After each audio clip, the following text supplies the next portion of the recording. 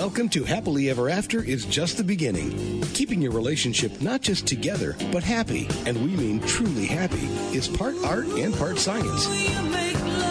You've come to the right place. Here's your host, Leslie Dories.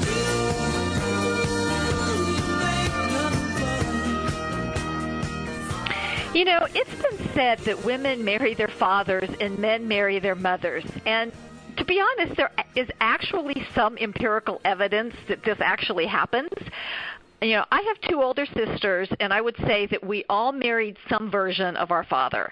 And the success of the marriages actually depended a lot on which version we each picked. But you know, I've also worked with several clients who seem to get involved with the same type of person over and over again, only to watch the relationship fail for exactly the same reasons that the other ones did. And, you know, they kind of exemplify the adage of hope over experience. And so a big question to ask, and it's one that I get asked all the time by these clients, is why does this happen? Is it simply luck that some of us had better parents and were set up for better relationships? Or is there some action that can be taken to avoid being doomed to perpetual relationship failure? So to provide insight and some options, I'm joined by Dr. Lisa Firestone. She's a clinical psychologist, an author, and the Director of Research and Education for the Glendon Association. So Dr. Firestone, Lisa, thank you so much for being on the show and talking about this really important and I think a little bit confusing idea. Yeah, no, I'm very happy to be here, and it's a topic that I have a lot of passion about. which is really good because we all need as much help on this as we can get. And, you know, one of the things that I try really hard when I'm working with my clients to not get too caught up in terms and technical things and really hard to understand concepts. But there is a concept going on right now. It's all about attachment style, and I think it's really important to talk about this because people come in and ask about it, and I actually do use it a little bit in my work. So specifically, when we talk about attachment style, the role that our attachment style plays in our relationships. So can you kind of give a down and dirty, abridged, relatively easy to understand explanation about what we're talking about attachment style and why it's important?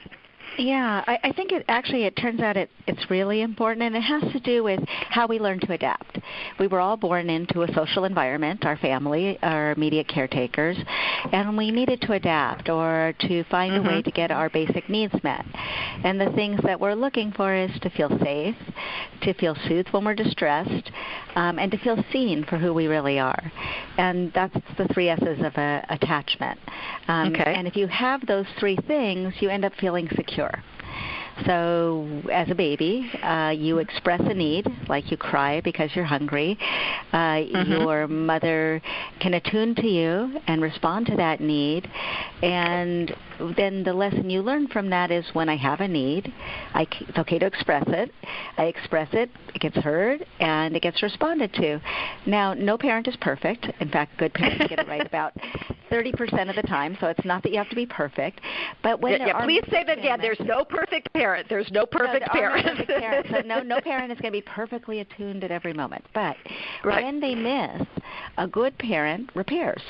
So if you cry and your mother thinks you're hungry and she tries to give you the bottle and you don't take it, and that's not the problem, then she tries something else. She doesn't just keep putting the bottle back in your mouth. She might change your diaper or whatever it is. There's a, and as mothers in that early period, their brain actually changes and they learn their baby. Happens to dads too, by the way, if they do childcare. Happens to you if you do childcare of somebody else's child. You learn that child if you do that kind of hands-on care. And if that process happens, then you're going to have a secure attachment. And really, it turns out that the best predictor of whether there's going to be a secure attachment between you and a caretaker is whether they have any unresolved trauma and loss from their own past. Because what happens when they do is those moments, especially of stress, those things intrude into how they end up parenting. So if you have a parent who is still very caught up in their childhood, meaning when you ask them about it, they talk about it like it's still going on. So it's not only did my mother like my brother better when we were kids, but when she came to visit last week, she went and visited him and his kids, and she didn't even come and see us. And it's still happening.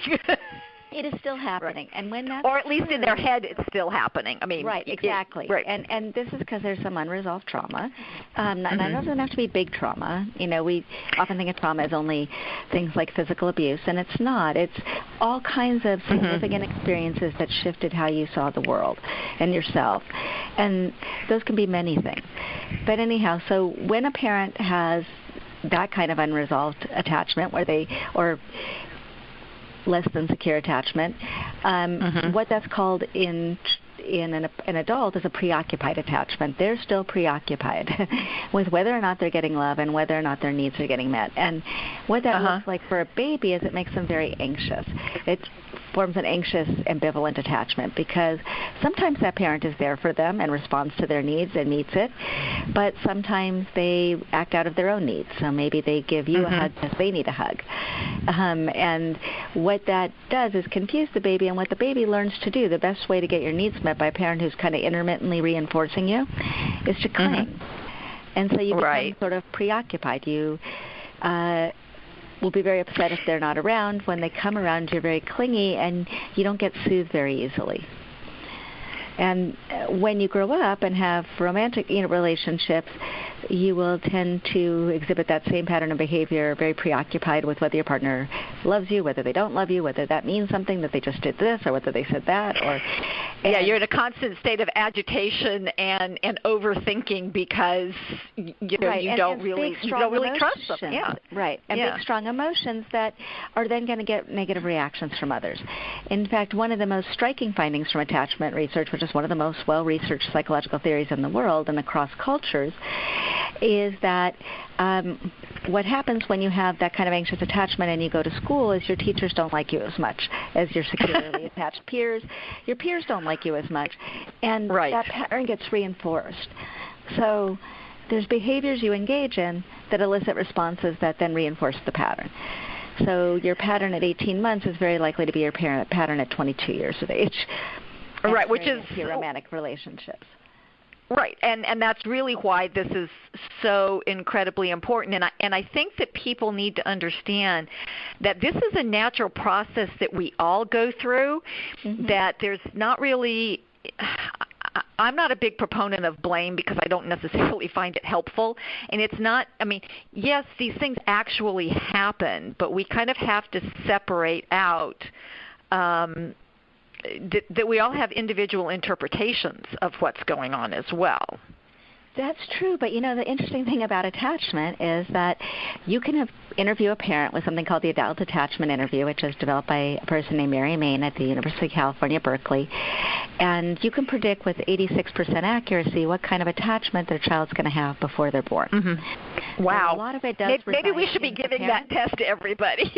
We probably should, and then we should work on it because it doesn't mean that you're fixed there. The other kind of insecure attachment that people can develop is where you have a need that you express as a baby, and it doesn't really get attuned to or necessarily responded to, but your basic needs are kind of met. And what you learn after a year or so of doing this, the first year of your life, is you get pretty frustrated, and you feel like expressing needs hurts and leads to a lot of pain because they don't get responded to in a sensitive way. And so what you do is you disconnect from your own needs, and you develop a stance of taking care of yourself. I'm not going to need, if the baby could speak at 1, they would say, I'm not going to rely on you who don't respond to my needs. In fact, the way you don't respond to my needs causes me so much pain that it makes me feel shame because I can't afford to see you as inadequate. So I turn to shame. So I turn to shame. Must be something wrong with me. And I see that all the time because, it's what I tell people. As babies, we cannot imagine that, I call them the giants in our lives, don't know what they're doing. So that if something is off, it's got to be about me. It can't possibly be about, my caretakers, because that's too scary and too, because without them we die. So we just can't even go there as babies. Right. And we maintain the power, if you will, by feeling like it's something about us. If I just act better, then I'll be loved. But what happens for these, what's called an avoidant attachment for a baby, is that they learn to act like they don't care.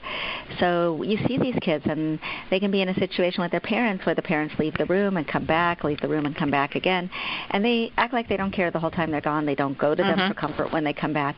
But if you put a heart rate monitor on those kids, they're anxious the whole time their parent is gone, and they feel much better when they're there. But they just don't. But they just won't show it from on the outside. Right, because that's the best adaptation to these parents who have not been meeting your needs.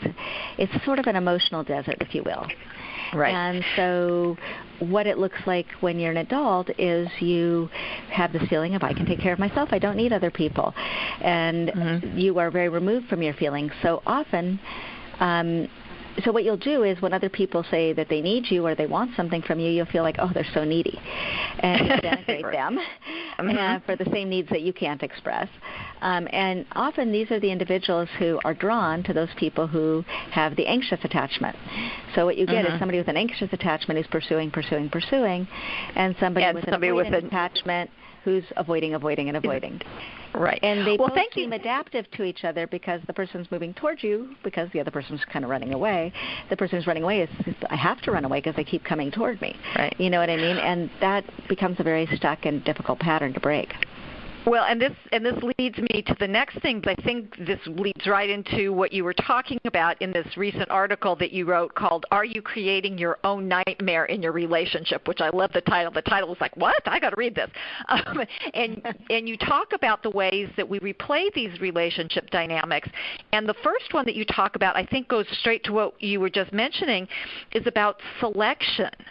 And what I gather from you, it's like that's about who we choose to be involved with. Like you're describing this dynamic of the clingy person going after the person who doesn't, who keeps pulling away. Right. And, the problem is because if you ask people what they're looking for in a partner, they tell you a lot of wonderful traits, right, that we probably all agree on are pretty great. But if you look at their relationship pattern and who they've been choosing, and often, like you said at the very beginning, there's some elements that remind us of mom or dad in that person. And, in fact, I have a whole group of brothers that I've seen. This is a family of 9. Wow! And they all choose mom as their partner, and then they, are at war with her. But anyhow, it doesn't go well in their relationships. But what happens is that, on an unconscious level, below our awareness, we're very drawn and feel a lot of chemistry with those people who fit with our defenses, where our adaptation, so for the anxious person, the seeking, is rewarded, and by, or it seems adaptive, and the same for the person who's avoidant. They're looking for somebody unconsciously who's going to go after them because then they can avoid. And what that does is it just reinforces the old pattern. It doesn't go well. There's a lot of conflict, but they're very drawn to one another at the beginning. That's the selection process. So look at your pattern, and maybe date outside your comfort zone. Like consider people who might not be that thrilling and exciting, but are really nice to you. Well, I mean, I see that all the time, and I know that there's a stereotype, and it's probably not as widespread, but it's the nice guys going, why are all these girls going after the bad boys? And it's like, okay, let's all go back, because we people will say this is what I want, and then you look at who they're with, and it's like, but That's not what's happening here. And I think that's where, sometimes as friends, people go, oh, this guy's so great. And the friends are looking at him going, no, maybe not. Or, what are you doing with that woman who seems to be like this? And, they look at us a little bit like we're crazy because we're saying one thing and doing something else. Uh-huh. Yeah, no, absolutely. And that is the, a very important thing is to pay attention to what your friends say. Right. People who know you. Right. And I think that's really important because sometimes we need to choose somebody who's not in our comfort zone, who's different, but who can really be a good partner for us. And so that's the first thing about selection is look at your pattern. So I think about a young woman that I was working with who was sure that nobody was going to ever have the feeling of really loving her or choosing her. And she briefly got into a relationship with somebody who wasn't really available, and, that kind of reinforced that idea. And then there was this guy who really kept pursuing her. The nice guy, if you will. But he really was. I mean, yeah. And her friends and family were like, this guy's really nice. You should go with him. You pay attention to this guy over here. Yeah. And she kept saying, but I don't have those romantic feelings toward him, even though he's very attractive and very warm to me, and we share a million activities, and we're good friends. I'm like, okay, you need to go out with him anyways. And she did. And it really made all the difference. I mean, because once they started a romantic relationship, she's just been thrilled and happy and blossoming. I mean, it's so amazing to see. And there's two ways to kind of repair our attachment system. One is to get into a relationship with somebody who has healthier attachment than we do and stay in it for a long time and not drive them away. When we do that, we actually can earn secure attachment through a reparative emotional experience. Another way we can do it is we can go to psychotherapy with a good therapist and probably stay for quite a while. And the research is really pretty clear that if you have secure attachment yourself as a therapist, you're going to have much better outcomes with your clients.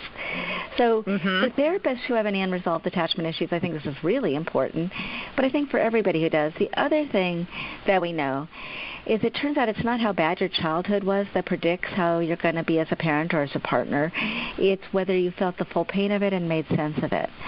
And I was really Which is really hard for a lot of people because it is.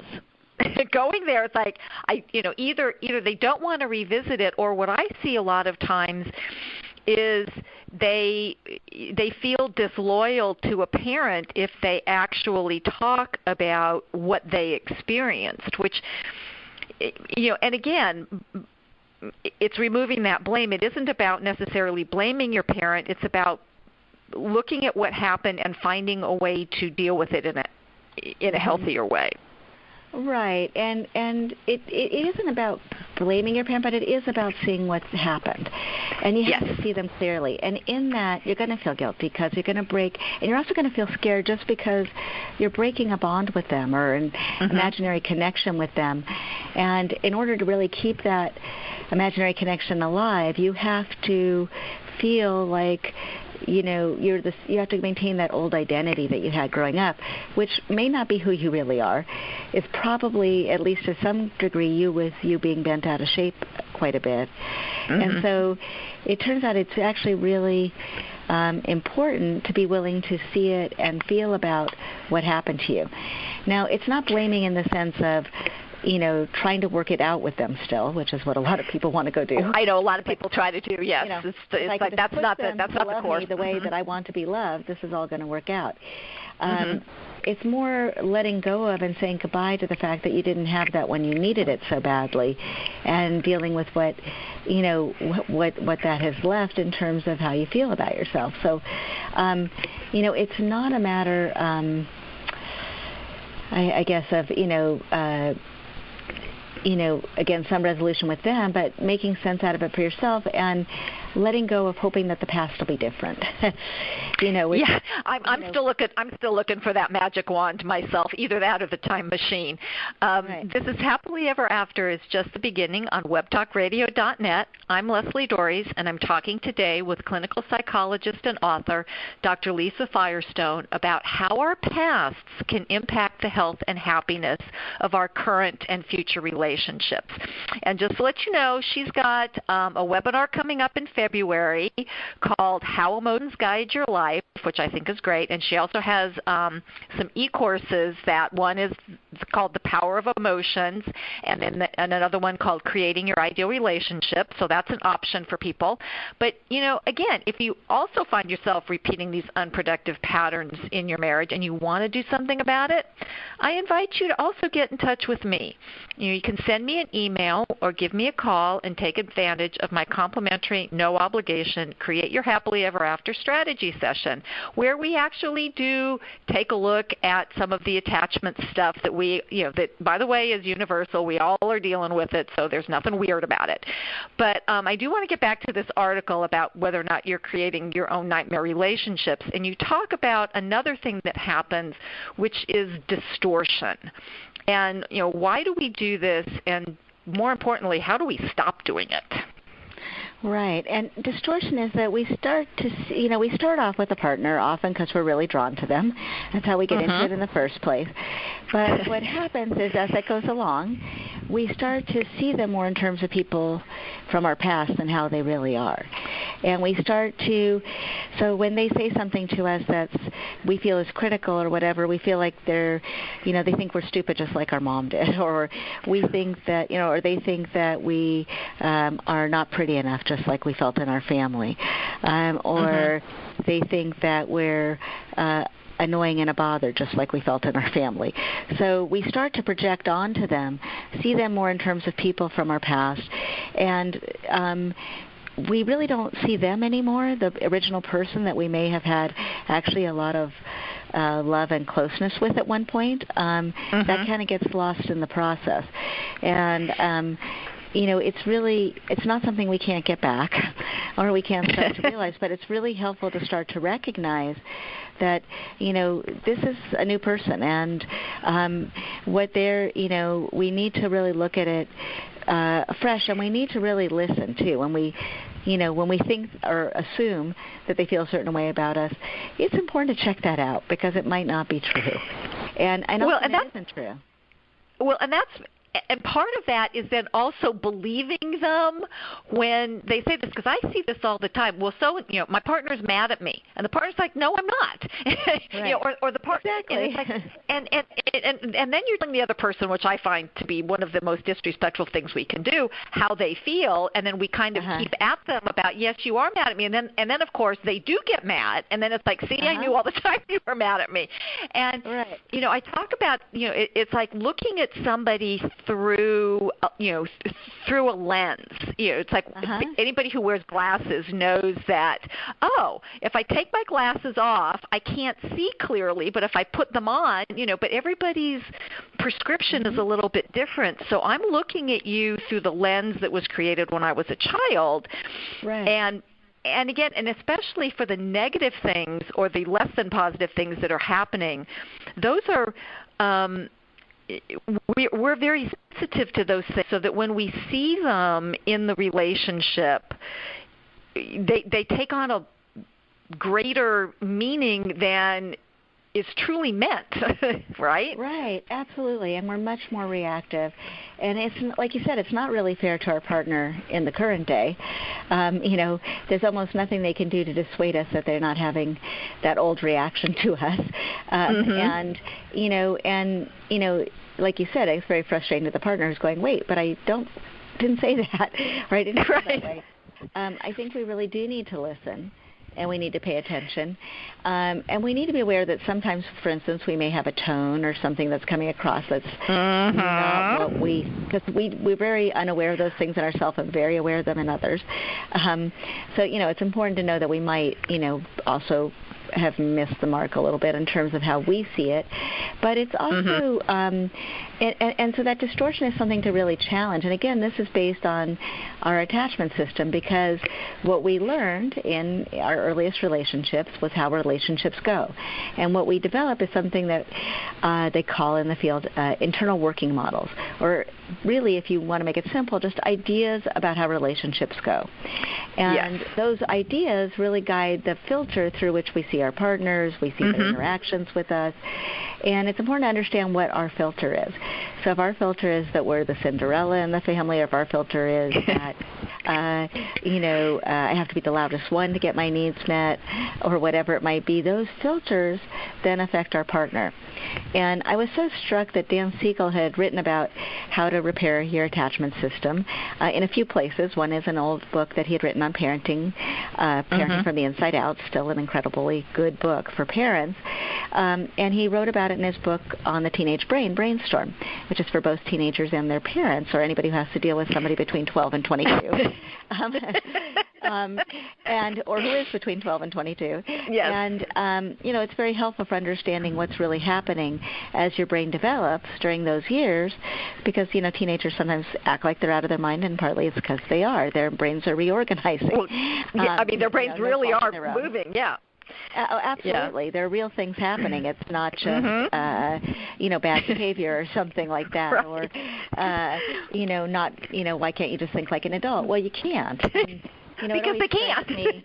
No, because they literally can't. And it's so interesting because, we say that, but then we expect teenagers to make, major life decisions at an age when they're probably not at their most capable of doing that. Mm-hmm. So anyhow, in the best way possible, with the most reflective function, I guess, which is right. what we kind of think of as the ideal. So I got interested and asked Dan to teach with me an e-course on how to do that, how to repair your attachment system. So if you grew up with less than ideal parenting, and you developed either an anxious attachment or an avoidant attachment that we talked about, or most distressing actually is when there is no organized strategy to get your needs met, and that's a fourth type of attachment, which is called disorganized. Which is terribly disruptive, yeah. Which is terribly disruptive, and that happened if you had parents that were either frightening, so when you went to them for comfort and safety, you actually got more frightened, or it was very confusing because they were the source of that fright, or when you went to them for safety, they got afraid. And this is, I think, where the unresolved trauma partly comes in, because when you have unresolved trauma, when a child comes to you for safety, it may trigger all your unresolved own trauma, and so you get very emotionally and reactive in ways that are probably not the best reaction for your child, but it's because you have unresolved trauma that's getting triggered. And parents understanding their triggers is really important in terms of being good parents. It's, again, all parents are going to get triggered. If you have children, you're going to get triggered. Yes. There is no way to avoid this issue, and just think, well, I'm going to be the perfect parent who never has this experience. You are. It will happen. But that doesn't mean that but you can, the more you can address those triggers, resolve them, understand the patterns of kinds of things that get you upset with your child, and understand where their sources are really in your own childhood, you can do a much better job with your kids. And you can spare them some of, the things that you may have experienced. But anyhow, once you can resolve that. But the thing I was after was, okay, so how can we help people, those people we work with, or just people in general who want to have better relationships, repair their attachment system? And so we developed an actual online course to do that. And partly we did it through helping walk people through some of the exercises that you do that are involved in the adult attachment interview, that measure that I mentioned. So we asked people to reflect on their childhood in a way that's different than we typically do, because we all have the, quote, story of our childhood. Good, bad, or different, we have a story that we are used to telling that's about that subject. And when we tell that story, that doesn't stir up very much for us. But really getting to looking at our story maybe from different angles and in different surprising ways, we start to realize the parts that aren't really fully resolved for us. And when we do we then can address them and resolve them, because if feeling the full pain of it and making sense of it is what you need to do, you need to get to feeling it and to knowing what it is you're feeling about. Well, and I think you're talking about something that I find that if people can do this, it's a little bit less scary, and that's bringing a sense of curiosity to it, not because it is a little scary and a lot uncomfortable to go to these places, but if we can kind of just be more curious about it, I think that's a really positive approach to it. And I want to talk about the final dynamic you talk about, which is provocation. And this behavior seems particularly unhelpful. So could you define it and then also give us some suggestions on how to become aware that it's happening. Yeah.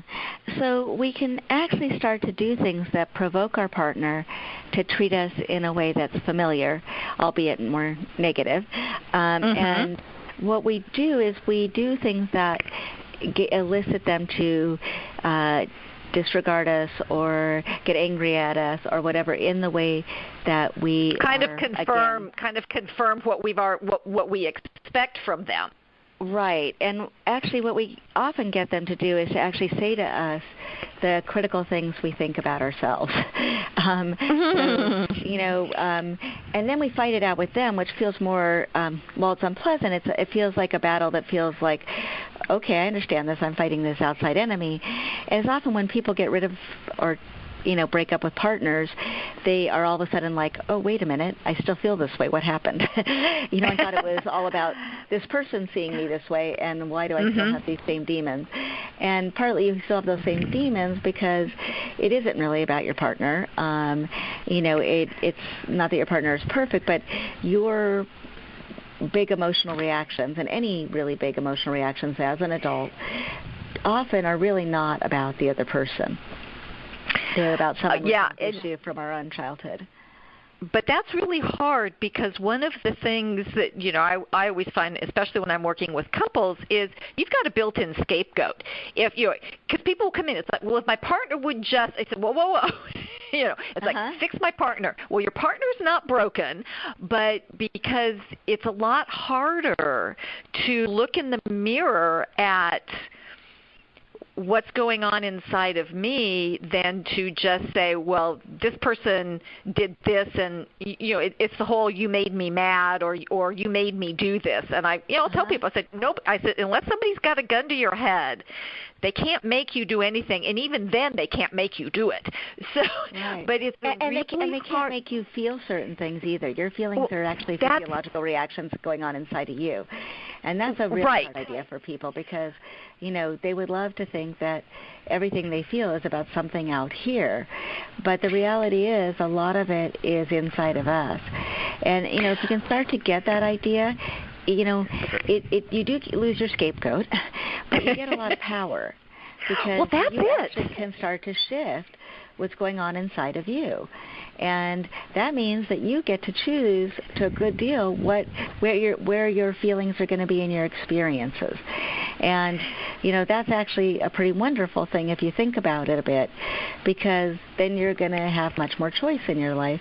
You have much more control, and you can start to do things to increase your feelings depending on which quadrant of the feeling map you want to be in. Do you want to be in lots of emotional distress, or would you rather be calm, or would you rather be really activated so you can get something done, or whatever it might be, or do you want to chill out, and you get some power over that based on how you decide to behave, which people should be thrilled about, but they're not always, like you said, because they have that scapegoat of their partner, which is so easy.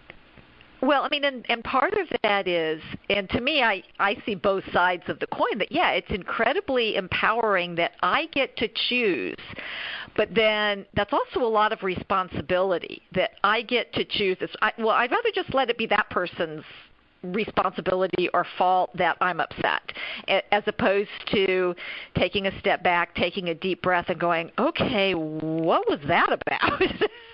Right.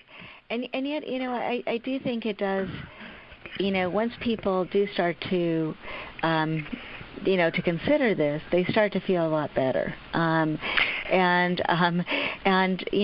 It also, makes sense of the problem of why don't I feel better when I get rid of this partner, which, people will do. They'll break up over these things, thinking that, it's my partner who thinks all these terrible things. And then they feel devastated when those feelings don't go away when their partner does. So, that's the part that where, I think that it really is important to look at, okay, so what is our part of this dynamic? And, there's always two sides to every coin. There's always two parts Sure. any dynamic. And the part you have control over is the part you bring to the table. You have very little control over the part your partner brings to the table. That you can't really do too much about, except that by shifting your behavior, you're very likely to shift theirs. Which is again something that people don't understand, is that when you start doing something different, your partner, it's going to be really hard for your partner to keep doing the same thing because it won't make any sense. Right. But then and I think about a couple that I knew where that he would. Her partner would kind of be the boss in the relationship, or was always the one who sort of seemed like he had all the power, and when she all of a sudden didn't see him as a parent anymore, so one day he started even shaking his finger at her and telling her you will not do whatever anymore, she just laughed. Mm-hmm. Right. And believe me, he had to figure out something else to do. So the best way to shift your partner is to look at what they do that you like least, and what do you do just before that. What's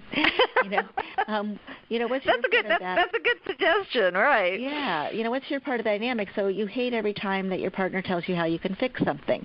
And this is a typical one between men and women, where women will complain about what bothers them, and the men in their life will go, oh, here, let me fix it. Exactly, because that's what they're wired to do, but okay. Yeah, and there's a really cute video on YouTube about this. It's not about the nail. It's a woman actually with a nail in her head.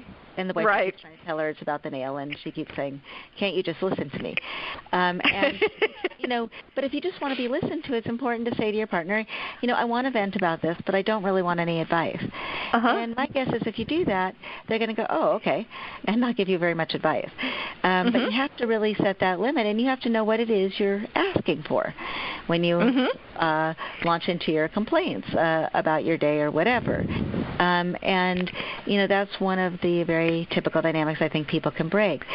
But, the thing is to really, when you take back responsibility for your reaction, so instead of saying, you made me feel blah, blah, blah, blah, which your partner usually shuts down, doesn't hear you. Or they argue with you. Or they argue with you. They're angry back already. They're ready with their defense, and they usually have a pretty well-established defense to that line. Sure. All you get into is the classic argument that you get into, whatever that is. You replay your favorite argument. A much probably more adaptive or healthy approach is to say, when you do that, the feeling that went on inside of me is this. And then really kind of reflect on that. What is the want that you have at that time?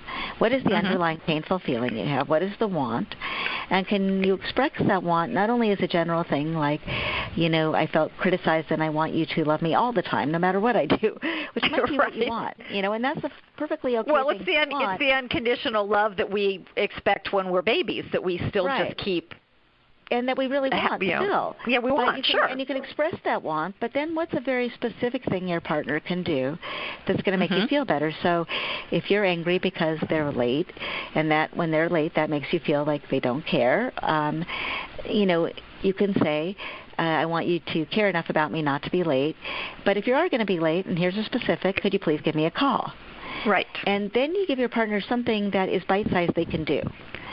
So which never is be late, they probably can't do. Because first off, I'm not sure that's even feasible. But yeah, I mean, it is. It's giving them. It isn't feasible. And if you live someplace like Los Angeles, it's never feasible. But it's never feasible. But what is the thing that they actually specifically could do that would make you feel better? And when you give them a specific, your partner's much more likely to go, oh yeah, I could do that. And they're also not going to feel overwhelmed like, okay, love you all the time. What does that even mean? How could I possibly do that? Or, never be or they say I do. They actually do love you all the time. So that really leaves them confused. It's like, but they might not be showing it in a way that registers with you, which, again, that's a topic for another day. Which is paying attention to how your partner experiences love, which might be really different than how you experience love. And usually is. It usually is, and what people mistakenly do, and even people in our field, right, is they over and over again give their partner love in the way they feel love, which they just don't understand why it's not reaching them. Exactly. Because it would work for me. Well, I mean, and this has been just, I mean, we could continue to talk about this for quite a while because, sure. I think this is all information that people really need.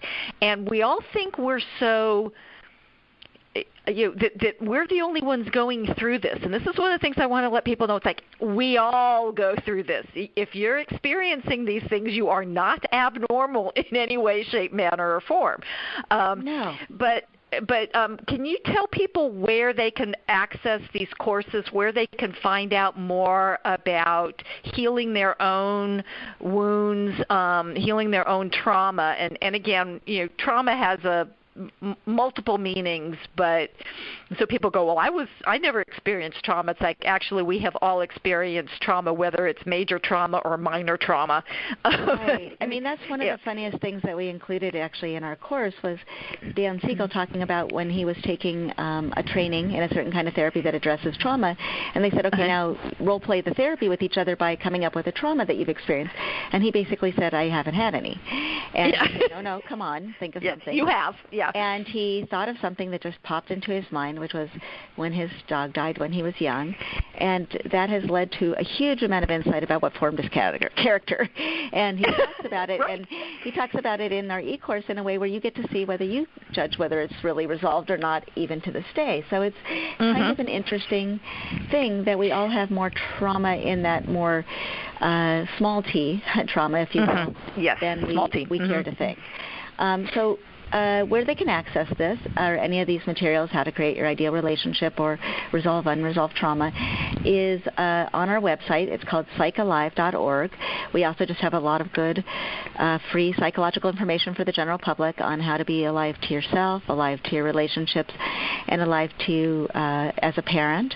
And we have webinars that we do that are for the general public and also for professionals. And we have these e-courses that people can take that help walk you through the process. If you had some form of insecure attachment, whether that was more anxious or whether that was more avoidant, how can you resolve that so that you can be the best partner you can be, and so that maybe you don't have to keep making bad choices for yourself or doing things like distorting and provoking to get those old reactions, that you can actually have the relationship you want to have. And just one hopeful thing I want to end with to say to people is that your identity is incredibly flexible, and people tend to define themselves, I'm this way, I can only do this, or I can't do that. And the reality is that your identity is made up of your behavior. And if you decide to have different behavior, you can change your identity overnight. If you feel like, you're not a very generous person, just go out and be giving, and you could be a generous person if that's what you want. You have a lot of choice to change your behavior by your actions. And a lot of times even the definitions we have about ourselves are just not accurate. Sometimes our friends know us better than we know ourselves, and they certainly often treat us better than we treat ourselves. Well, that's definitely true. It's important to look at the fact that we may not have very accurate pictures of ourselves, and we may not treat ourselves in ways that are very kind. And so be willing to question those is really important. Absolutely. So I just want to tell people, it isn't just your imagination that you seem to have the same intimate relationships over and over again. And as we've talked about today, the good news is that you don't have to continue this pattern. Becoming aware of your behaviors and your attachment style and all these other things we've been talking about today, and then doing exactly what Dr. Firestone just said, taking active steps to do things differently, that's the path to both better relationships and a better life. And we each have the power to create the relationships that we want. So if yours isn't going the way you want, the answer might not be to end it and then repeat it with somebody else, but to actually change it. So I encourage you to keep listening to the show for more wonderful guests like today. And until next week, stay loving.